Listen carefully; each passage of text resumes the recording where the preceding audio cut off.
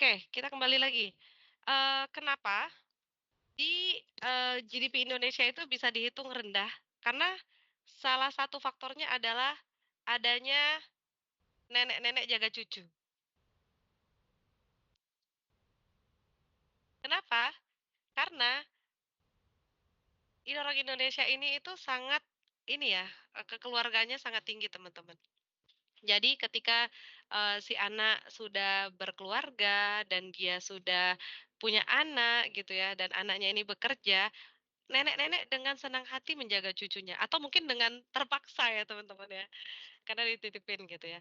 Nah, jasa nenek-nenek jaga cucu ini itu tuh nggak dihitung. Makanya, walaupun di Indonesia ini orangnya banyak, tapi, eee, mungkin pendapatannya kalau dirata-ratain itu jadi sedikit, karena banyak jasa-jasa yang tidak dikuantifikasi, teman-teman. Kalau kita lihat di negara lain ya, neni per hour $32 sampai $47 per jam. 350.000 loh sampai 400.000. Private nanny. Jadi, ini adalah suatu pekerjaan yang susah, yang mahal, tapi karena tidak dikuantifikasi, dinormalisasi dengan, ini adalah kasih sayang gitu ya, jadinya nggak kehitung tuh, gitu teman-teman. Ibu rumah tangga, jaga anak, harusnya tuh dihitung tuh, jaga anak sekian, laundry sekian, mental health support, karena kan kalau anak nangis, "Wah wah wah," ke ibunya gitu ya, mental health support. Nah, itu kalau secara profesional berapa itu? Guru agama, ya, terus bisa jadi dia, bendahara, terus belum lagi dia timekeeper. Timekeeper maksudnya kayak ada tuh kerjaan yang khusus untuk bookkeeper gitu ya, untuk, booking, terus ngurus-ngurus appointment gitu. Itu kan kalau sebuah keluarga kan butuh tuh timekeeper. Ini jam sekian, kita agendanya ini, les, ngaji, terus belum lagi anaknya yang aktif banget, nanti les bola, les biola, les piano, les Mandarin gitu ya. Terus nanti orang tuanya, "Oh ini, hari ini jadwalnya ke dokter gigi, jadwal hari Senin pergi ganti oli." Nah itu tuh butuh loh. Itu adalah fungsi-fungsi pekerjaan-pekerjaan yang tidak dikuantifikasi gitu, teman-teman. Nah, makanya karena tidak dikuantifikasi, appreciate your parents, appreciate your, father and mother gitu ya, teman-teman. Karena banyak, eee, usaha atau banyak kerja keras orang tua kita yang tidak dibayar dengan sepadan. Sebetulnya orang tua itu tidak berharap dibayar sama anaknya ya teman-teman, cukup say thank you atau mengapresiasi atau mungkin teman-teman, eee, membantu kesulitan orang tua teman-teman di rumah gitu. Karena, pekerjaan itu bukan urusan perempuan aja ya, nyuci piring, nyuci baju, ngurus rumah, nyapu, ngepel, itu tuh juga kerjaan laki-laki, kerjaan siapapun yang peduli dengan rumah. Ya, jadi nggak bisa tuh, pekerjaan itu nggak ada gendernya ya, Sam, ya. Nih Sam anak Satgas nih, pekerjaan itu nggak ada gendernya, terutama pekerjaan rumah. Mengasuh anak, itu bukan cuma pekerjaan ibu, tapi juga pekerjaan ayah. Nih one day teman-teman bakalan mungkin berkeluarga gitu ya, ingat pekerjaan itu nggak ada gendernya. Jadi apapun yang teman-teman bisa kerjakan, kerjakan, karena itu pahala. Oke. Nah, selanjutnya itu GDP ya, kita kayak lost GDP kita nih karena nggak dihitung, padahal kita banyak nih, ya kan, nenek-nenek tuh udah berapa banyak yang jaga anak, ibu-ibu rumah tangga itu kalau dihitung semuanya, wah, meletup kita, kalah Amerika karena kita banyak nih sumber daya manusianya kita, dan kita juga masih termasuk negara yang produktif ya teman-teman, angka fertilitas kita itu tinggi, jadi angka kelahiran di Indonesia masih tinggi, orang-orang itu masih happy untuk punya anak gitu ya, makanya, negara kita bisa dibilang ada janji-janji yang kayak Indonesia Emas, kayak gitu-gitu, karena memang kita orangnya banyak. Kalau dikelola dengan baik, ya, sumber daya manusianya dikelola dengan baik. Oke, lanjut, mmm, kalau misalnya kita impor nih teman-teman, nah negara Indonesia, negara kita itu kan lebih ke sumber daya alam ya. Kalau untuk teknologi mungkin kita nggak, bukan negara yang create a lot of, technological things gitu, mungkin kita hanya adaptasi atau mungkin kita kayak ada misalnya Apple lah buka di sini gitu kan, kemarin ada MOU-nya tuh Apple, tapi kayaknya cuman bikin AirPod aja ya yang di Batam itu ya? Atau bukan AirPod sih, apa sih yang tag itu kecil, tag-tag itu, AirTag entah apa gitu lah namanya, pokoknya kalau misalnya ditaruh, kita bisa nyari nih gitu, barangnya di mana.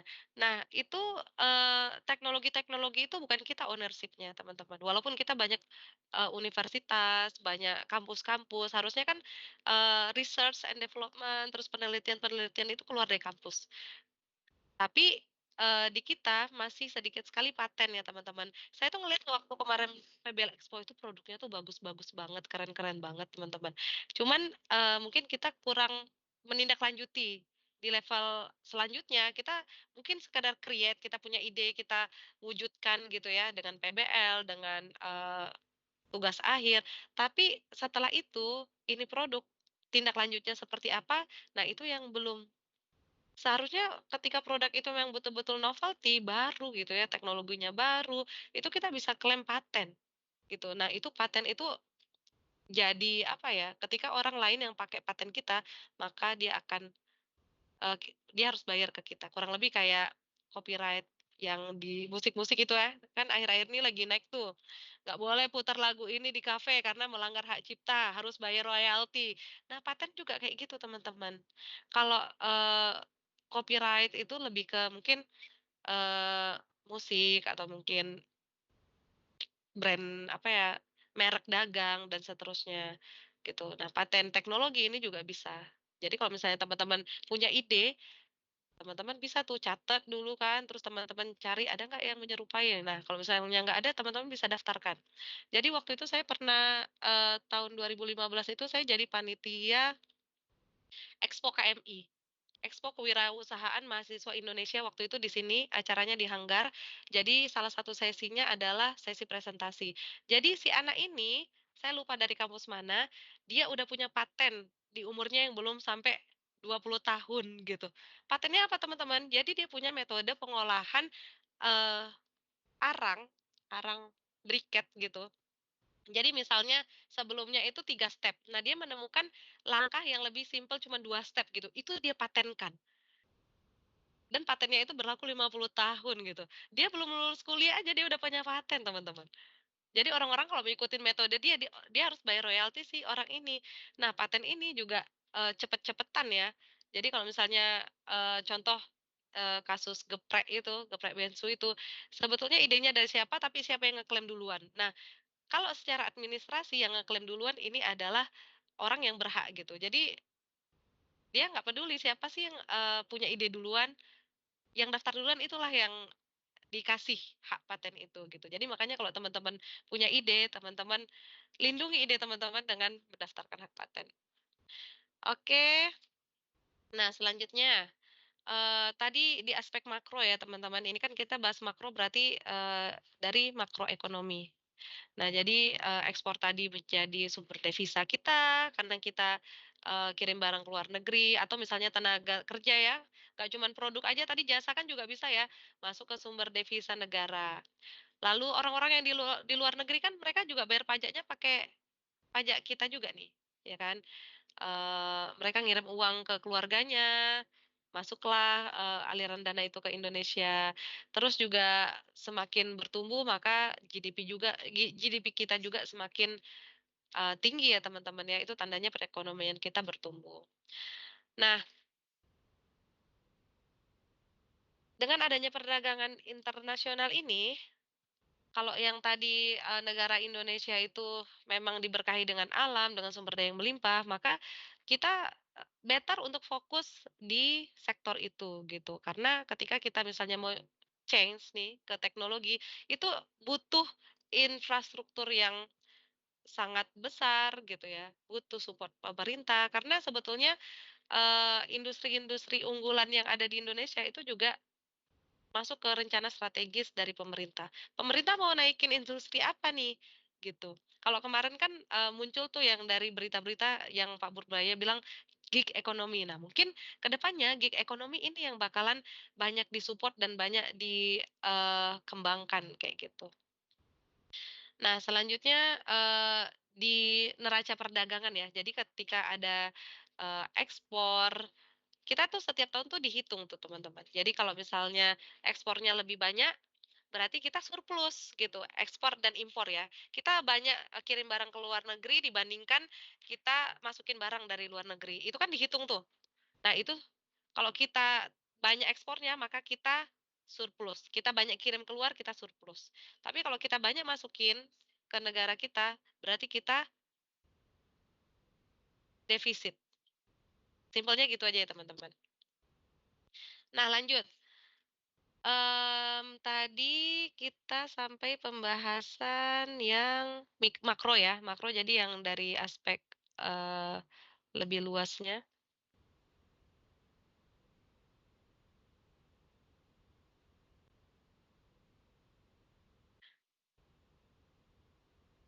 Nah, kalau untuk mikro, nah ini mikro ya, aspek mikro. Jadi mikro ini, lebih ke kita lihat ke perusahaan. Bagaimana sih, perusahaan itu bisa bertumbuh dengan adanya perdagangan internasional. Nah, karena ordernya banyak, logikanya maka dia akan semakin bertumbuh nih kapasitasnya ya teman-teman. Entah itu dia jadi mulai banyak customer, ketika banyak customer kan berarti kan, itu berasal dari luar luar daerah ya teman-teman. Berarti ketika kita berbisnis ke luar daerah, berarti kita harus meningkatkan kompetensi kita. Minimal dari bahasa aja. Kita mau jual ke luar negeri nih, ke negara yang berbahasa Inggris, tapi kita dokumen-dokumennya bahasa Indonesia, kan itu nggak bisa ya. Jadi dokumen-dokumennya juga harus berbahasa Inggris, orang yang, berkomunikasi juga menggunakan bahasa Inggris, dan seterusnya gitu. Jadi di situ kan kita jadi bertambah nih kompetensinya. Oh yang sebelumnya kita berdagang hanya dengan orang yang berbahasa Indonesia, kita sekarang bisa ke bahasa Inggris. Kalau kita mau ekspansi lagi ke bahasa Cina, ke orang, di negara Cina, berarti kita harus bisa bahasa Cina dan seterusnya. Selain dari bahasa, kita juga harus memahami konteks budayanya, teman-teman. Kayak contohnya di India itu sapi itu kan, disakralkan ya. Bahkan ada sebagian aliran, agama Hindu di sana itu yang mempercayai kalau sapi itu Tuhan gitu. Makanya, eee bentrokan agama tuh sering banget di sana, karena kalau orang Islam Idul Adha itu nyembelih hewan kurban, ada sapi, kambing, dan seterusnya gitu ya.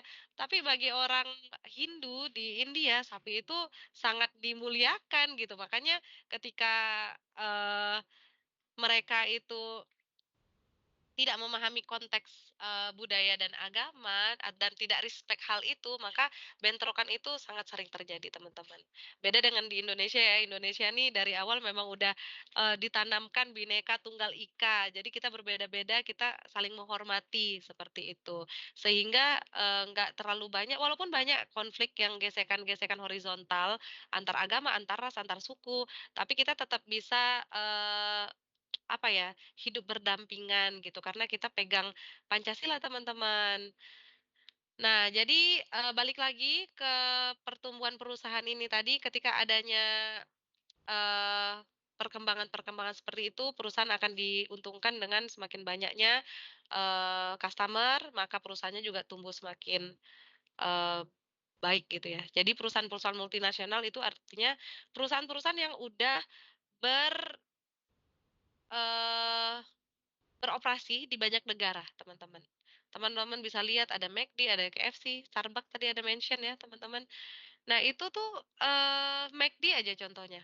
McD ini waktu itu Amerika tuh masih jaya-jayanya gitu ya, dia ekspansi ke banyak negara, kayaknya cabang McD ada di banyak banget negara, dan itu mengenalkan makanan yang kita katakan junk food ya teman-teman ya. Makanan cepat saji, junk food, terus kurang sehat ke tubuh kita. Makanya kalau di-compare orang-orang yang berasal dari Amerika dengan orang-orang yang dari Asia, Jepang, Cina, dan seterusnya, yang makanannya real food itu mereka lebih, apa ya, lebih kurang sehat, terus juga secara bentuk tubuh juga lebih besar karena mereka makan makanan yang seperti itu ya. Kalau di daerah-daerah kayak misalnya Jepang, Indonesia, orang-orang masih sering beraktivitas di luar rumah ya, teman-teman ya. Entah itu nyangkul lah, apalah, jadi karbo itu terbakar, gitu. Tapi kalau misalnya, gaya hidupnya kurang sehat, di rumah aja terus makanannya junk food, akhirnya semakin membesar-membesar dan ada permasalahan kesehatan yang lainnya, gitu. Jadi, kita nggak harus mengikuti semua hal yang berasal dari luar negeri, teman-teman. Kita tetap harus ngidupin alarm kita nih. Kita, punya kompas moral, kita juga punya pengetahuan kebudayaan, gitu ya. Jadi, kalau teman-teman melihat ada sesuatu yang berasal dari luar negeri dan mungkin bertentangan nih dengan, identitas kita sebagai bangsa Indonesia, maka teman-teman perlu aware gitu, dan jalan nih nalar berpikir kritisnya. Ini harus saya adaptasi atau enggak? Karena teman-teman di umur sekarang kan teman-teman udah bisa membedakan baik dan buruk ya, bagus atau tidak. Ini budayanya budaya Indonesia atau bukan. Kalau misalnya bukan budaya Indonesia diadaptasikan di Indonesia, apa yang akan terjadi? Gitu. Jadi banyak berpikir, banyak refleksi seperti itu. Karena, eee, dari pakaian aja ya contohnya teman-teman ya, mmm, waktu Waktu saya sekolah itu, dosen saya bilang, tahun 90-an saya ngajar, ada murid internasional, bajunya itu masih melambangkan dari mana dia berasal. Misalnya orang India mungkin dia pakai baju sari atau baju apa gitu ya, dari Pakistan ada kain-kainnya kayak gitu. Dari Indonesia pakai batik, Vietnam mungkin ada baju khususnya. Sekarang itu udah mulai seragam, T-shirt, celana jogger gitu ya, berangkat kuliah. Jadi, penyebaran-penyebaran budaya barat ini, dia membuat budaya kita juga semakin terkikis, teman-teman. Jadi orang ngelihat, "Oh, itu baju yang dari ini cool ya," gitu ya. Maksudnya cool tuh keren gitu. Terus, karena kita suka dengan budaya mereka, akhirnya kita mengikuti. Padahal, kita nggak mengimbangi itu dengan, apa ya, mengingat identitas awal kita gitu. Kalau kita sesekali is okay, kita mau nyoba, kita explore budaya baru. Tapi kalau misalnya kita betul-betul totally change gitu sampai kita melupakan budaya asal kita, nah itu yang seharusnya tidak terjadi gitu. Karena kebudayaan kita itu adalah budaya yang beautiful, kaya, indah gitu ya teman-teman. Jangan sampai terkikis dengan hal-hal seperti itu. Itu dari budaya. Belum lagi dari pola makan. Nah, kemarin tuh muncul juga tuh sosmed Ibu, dokter gizi, dia, mengkritiklah MBG, karena MBG-nya ini ternyata, mempromosikan makanan-makanan yang berasal dari luar negeri gitu. Sedangkan yang diharapkan adalah makanan-makanan tradisional Indonesia yang dinaikkan kembali gitu. Supaya apa? Supaya nanti teman-teman akan belajar rantai pasok.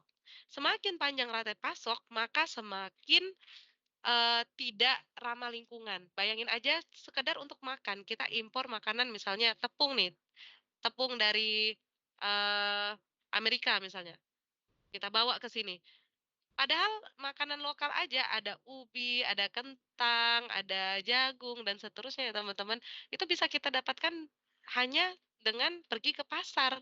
Gitu. Tapi karena ada demand itu tadi, dan ada perjanjian-perjanjian, perdagangan internasional di antara, negara kita dengan negara-negara lainnya, maka masuklah barang-barang itu, gitu.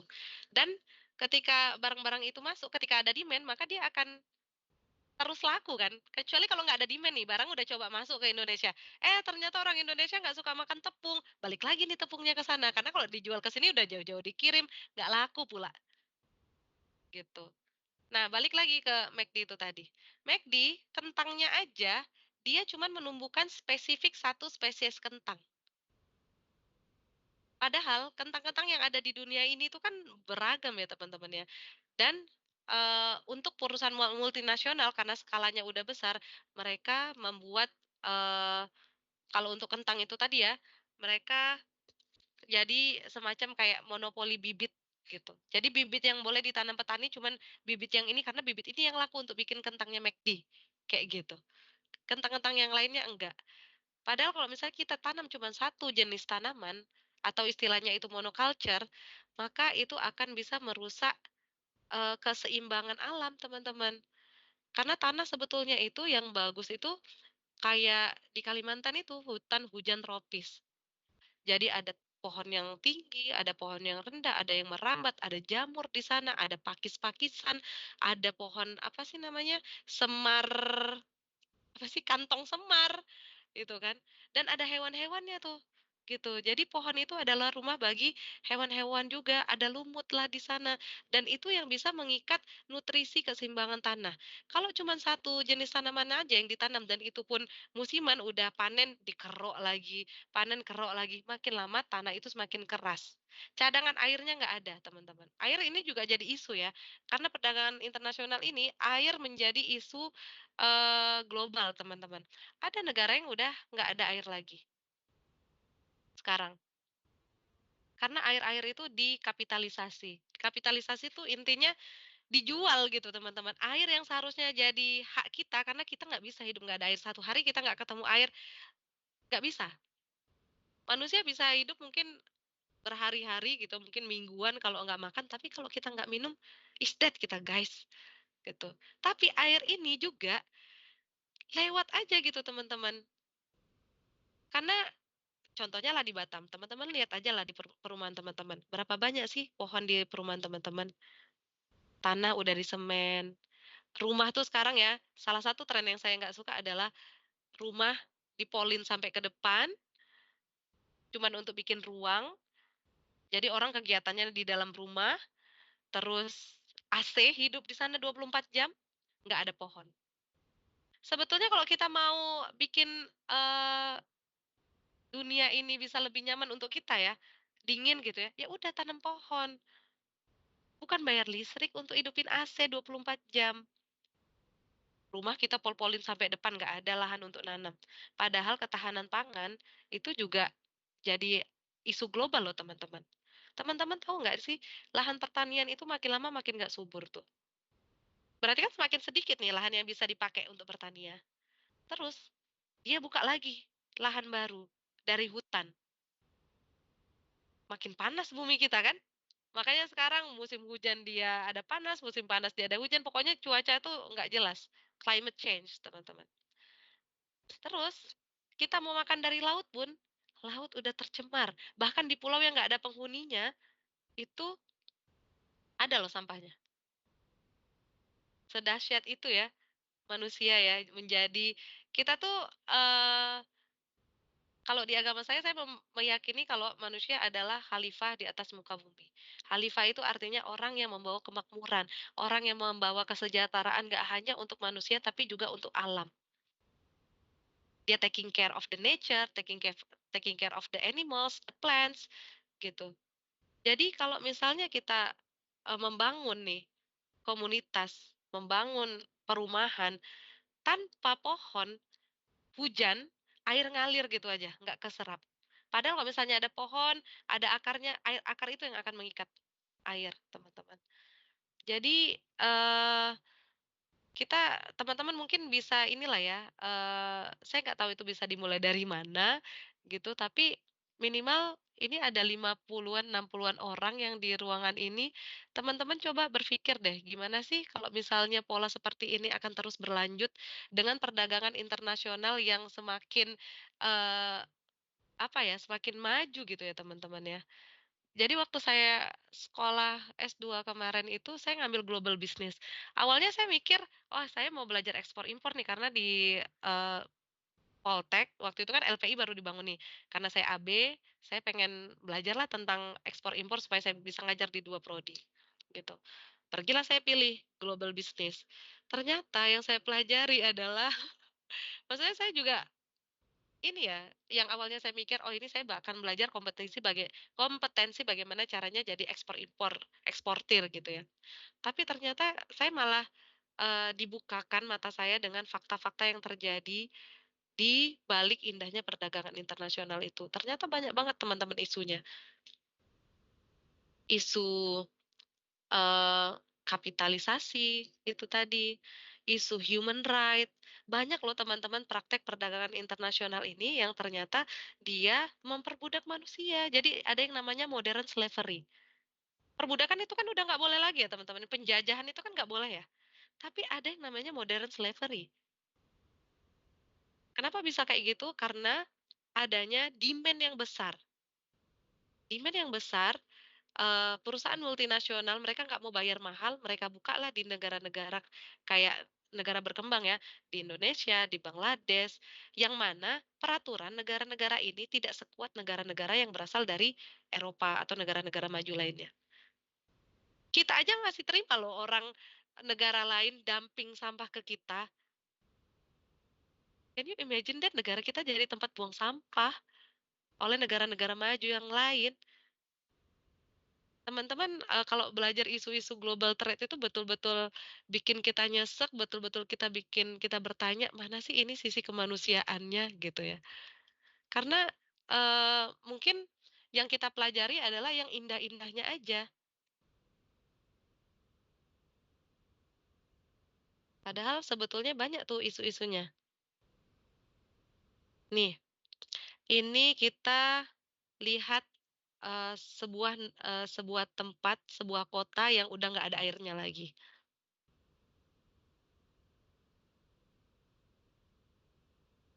Tiba-tiba browser saya nggak bisa buka ini ya, bentar ya teman-teman, saya cariin dulu.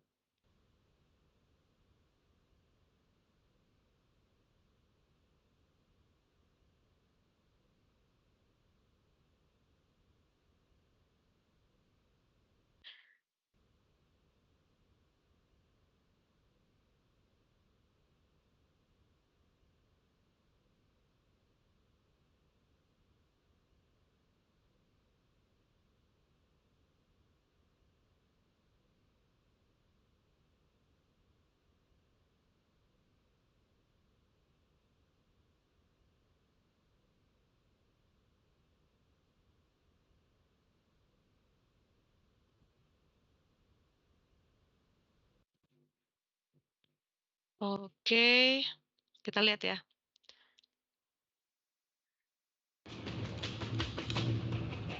Nih, City Without Water. Teman-teman kedengaran nggak suaranya?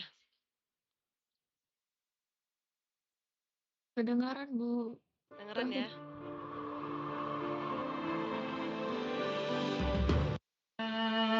You only need to look at Tivataskloof Dam to realise how serious Cape Town's water crisis is. After 3 years of record drought, the city's biggest reservoir has become a desert. Ini adalah area dam, kalau misalnya dibilang dam ya, reservoir, itu udah nggak ada airnya lagi karena 3 tahun krisisnya, nggak ada hujan. The dams supplying water to 4 million people are at critically low levels. This year, Cape Town's been on the verge of becoming the first major city to run out of water. But, incredibly, it's managed to more than halve the amount of water it uses.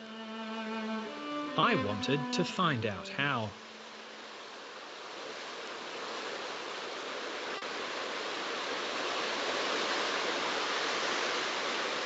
Jadi air yang ada di bumi itu banyak teman-teman, tapi mostly adalah air asin. Saya di belakang Padang itu, ada penyulingan air gitu ya. Jadi di Belang Padang itu untuk melengkapi kebutuhan air hujan kan ditampung di dam. Nah, terkadang tuh kayak jarang hujan gitu, akhirnya butuh air tambahan. Nah, pakai air asin ini. Tapi teman-teman, yang udah pernah nyobain air sulingan air asin, itu nggak enak. Untuk mandi itu licin terus. Terus kita misalnya, dia kena sabun kan, kita kan bilas pengennya keset gitu ya. Ini tuh asin, sorry, licin terus gitu. Jadi kita sama aja pakai airnya tuh jadi banyak. Bahkan, apa ya, investasi untuk menyuling air itu tadi, jadinya kayak, "Oh, pakainya lebih banyak kok." Jadinya kita bertanya-tanya, ini solusi atau malah bikin ini ya, kerugian gitu. The average Australian consumes over 300. Write up their own family's water usage. I was like Ini, quite a sort of itunya ashamed for the panjang, moment. mungkin Like, kita bisa lihat yang lebih pendek aja ya, teman-teman. Cape Town is facing an unprecedented socio-ecological crisis. Never before in the history of the modern world has a whole city of this kind threatened to run out of water for its citizens completely. Cape Town residents have been told not to use more than 50 litres of water a day. That sounds like a lot to you. The water you use in your short morning shower is now literally all you have for the entire day in terms of daily bathroom routine. If it's yellow, let it mellow, and well, here is also if it's brown, let it mellow. Exactly. And for showering, the water goes into buckets and is used for something else. Hand washing is anyway out, and we're now in most bathrooms seeing hand sanitizers. Cape Town authorities are threatening to fine residents who exceed the daily usage allowance up to 10,000 rand.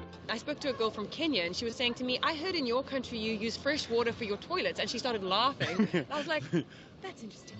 Yeah, we do that. That makes no sense at all. Last week, our water was cut off by 11 a.m. So we've been forced to go to the Newland Spring to get water. Last year in 2017, we had a third year of below normal rainfall that was unprecedented. It's hard to attribute specific events to climate change, but an increase in extreme events like droughts is what we are expecting from climate change.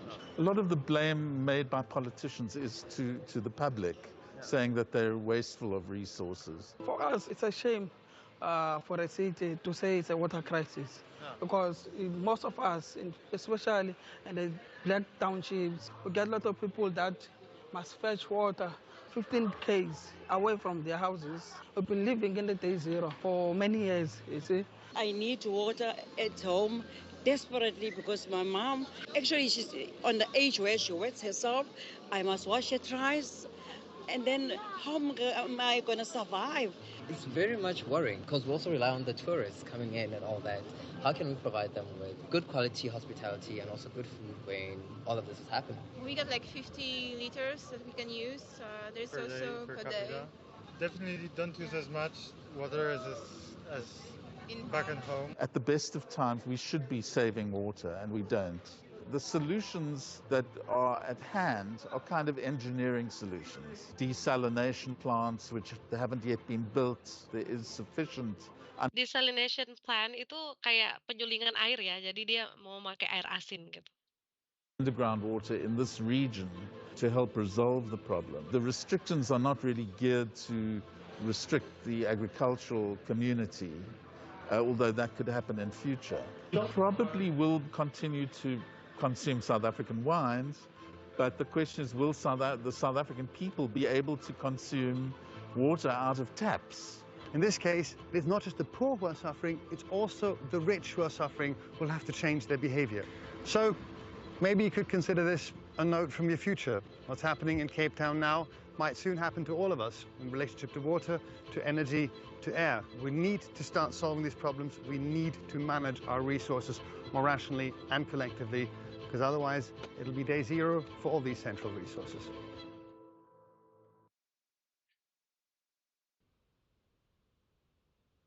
Ya gimana teman-teman? Can you imagine one day without water? Apalagi kalau kita yang mayoritas muslim ya, air itu kita mau bersuci aja kita pakai air gitu. Untuk menjalankan ibadah aja kita rely on water, teman-teman.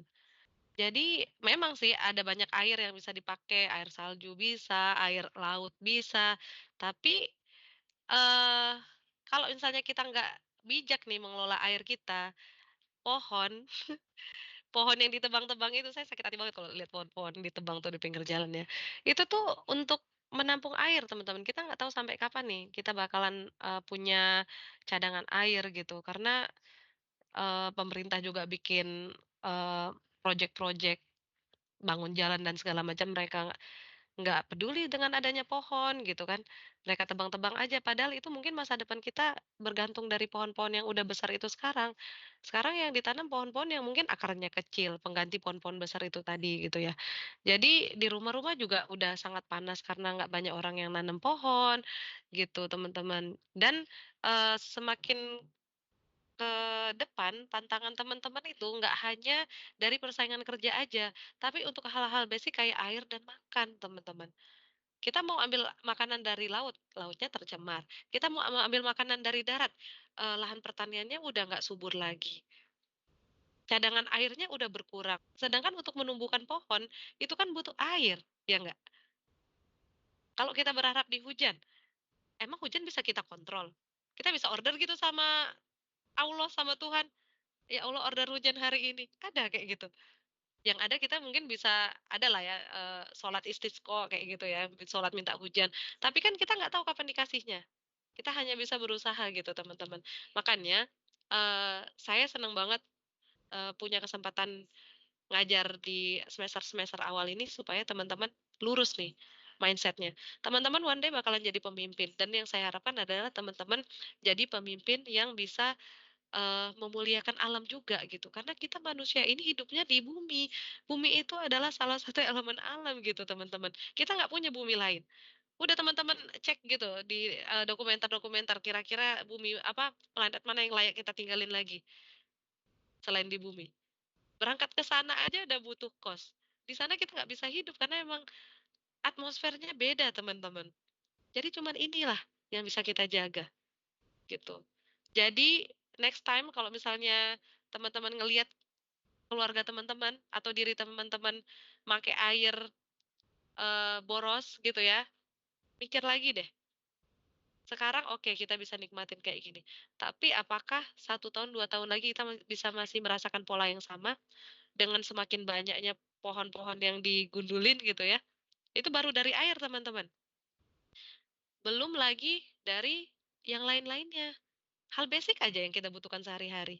Jadi percuma juga, kemajuan-kemajuan, perdagangan internasional yang bikin, perusahaan skalanya semakin membesar menjadi raksasa gitu ya, yang tadinya cuma perusahaan lokal lama-lama jadi multinasional, cabangnya di mana-mana, tapi itu cuman bisa membawa kemakmuran ekonomi tanpa membawa kemakmuran ekologi. Kita sejahtera itu kalau kita nggak jauh dari hal-hal yang kita butuhkan, teman-teman. Kalau orang-orang zaman dulu mungkin mereka nggak punya pekerjaan yang keren, pekerjaan yang punya name tag, yang bergaji setiap bulannya, tapi mereka bisa hidup. Kenapa? Karena mereka air tinggal ngambil ke gunung, makan tinggal petik dari halaman. Itu udah definisi dari sejahtera, teman-teman. Ketika kita tidak memusingkan kita besok mau makan apa. Tapi kalau misalnya kita, cemas nih masa depan nanti kita bakalan bisa makan makanan bergizi atau enggak. Nah, itu yang seharusnya teman-teman, eee, refleksi, pikirkan lagi ya. Nah itu satu tuh, tadi, air ya. Selanjutnya, ini saya mau bawa teman-teman jalan-jalan ceritanya. Kita lihat di Ghana, di sana ada tempat dumping elektronik. Jadi, kita lihat dulu ya.